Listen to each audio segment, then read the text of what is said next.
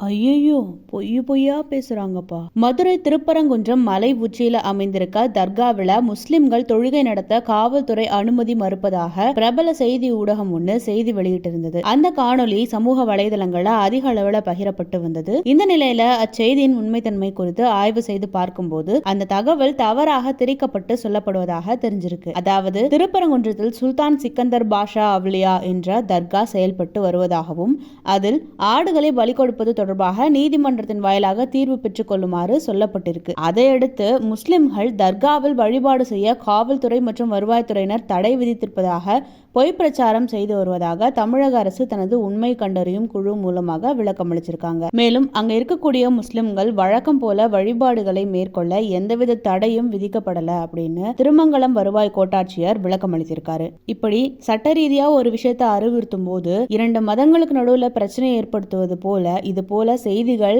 அதிக அளவுல பரப்பப்பட்டு வருது. ஒரு செய்தியாவோ அல்ல சமூக பிரச்சனையாவோ பார்க்காம பிரச்சனை ஏற்படுத்துறதுக்குரிய விஷயமாவே பார்க்கறதுனாலதான் மக்கள் தங்களுக்கு அறியாமலேயே பிரிவினைவாதத்துக்குள்ள போயிடுறாங்க.